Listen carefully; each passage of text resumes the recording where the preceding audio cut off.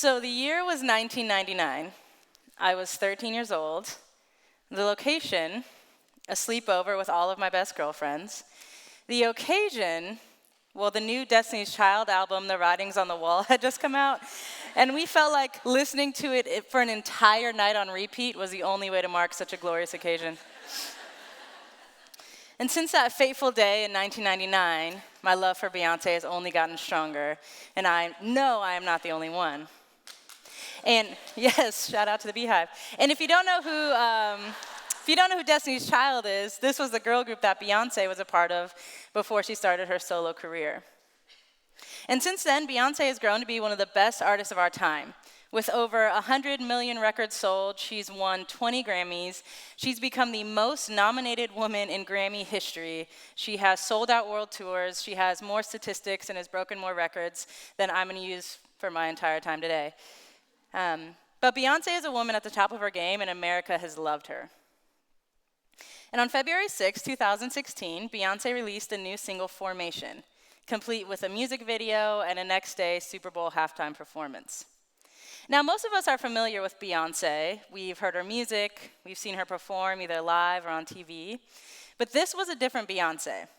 We saw her paying homage to the Black Panthers at the Super Bowl. We saw her standing against police brutality in her Formation video. And this is one of the first times where we didn't see Beyonce singing something like Bootylicious or Single Ladies. And a lot of people didn't like it. The critics came pouring in, and I realized something. America's reaction to Beyonce highlighted a much more subtle, more nuanced issue we have in our country. See, we like Beyonce when she's singing Bootylicious or Single Ladies because she's sassy, she's sexual, and she is a stereotype of what we want Black women to be. But when she shows a less monolithic character of herself, and ultimately of Black women, we didn't like that as much.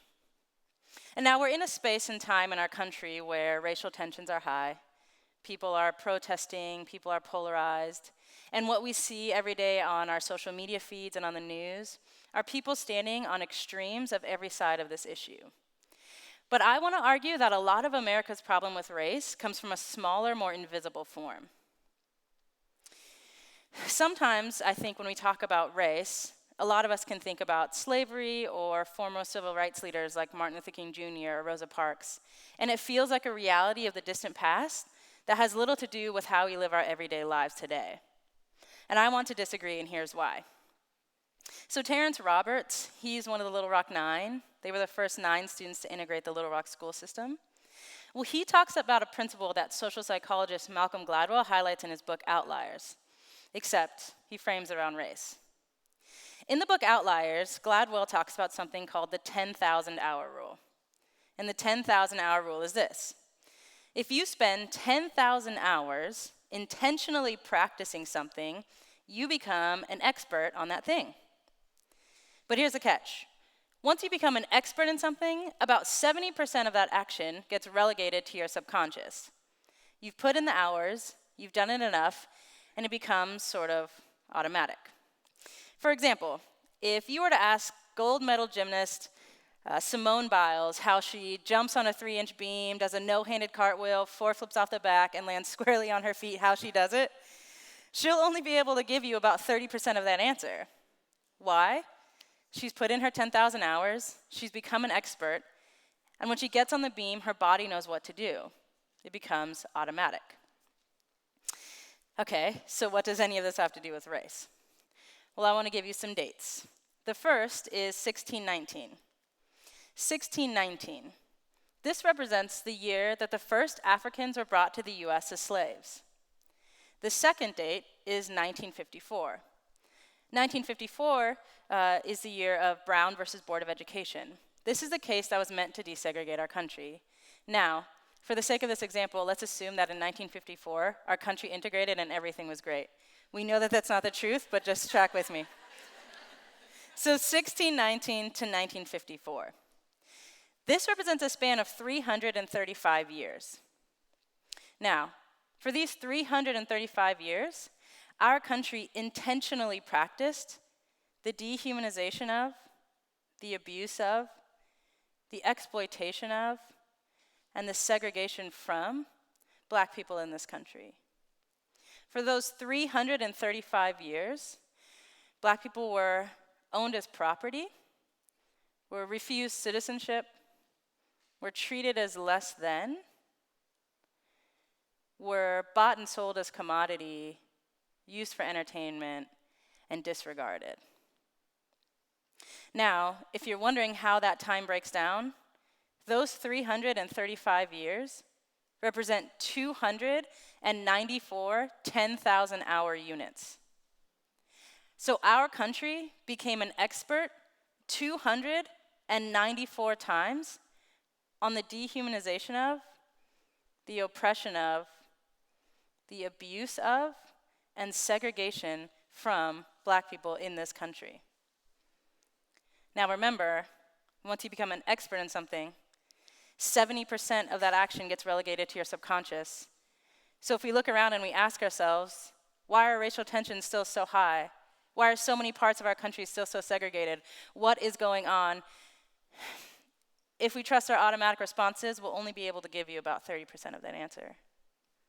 Now, assuming that in 1954, when legally some things changed, we've only even been trying to do something different for 62 years. Okay, so back to Beyonce. What does any of this have to do with Beyonce? Well, Beyonce is a Black woman in America. A country that has become an expert on expecting certain things from people who look like Beyonce. They have been our entertainers. They have been our commodities. They've been our sassy friends, our eye rollers, our comedic relief. And we don't even realize how deeply comfortable we are with the roles that we have created for one another until someone like Beyonce shows us another side and we don't like it. Our automatic responses tell us, no, she should be singing Bootylicious or Single Ladies. We like that Beyonce. That's the role she should fill. So you may be asking yourself, so then what do we do? How can we move beyond this? Well, renowned poet and author Maya Angelou has a beautiful quote that says this: first, recognize that I'm a Black woman, and then forget that I'm a Black woman. We will not be able to move past race in this country until we are willing to acknowledge what race has meant and continues to mean for how we interact with one another, what we expect from one another, how we see one another.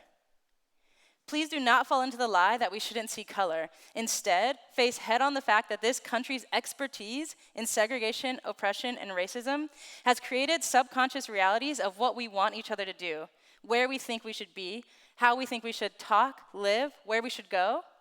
And the only way to move past that is to move through it. We can no longer rely on our automatic responses to tell us how to treat one another.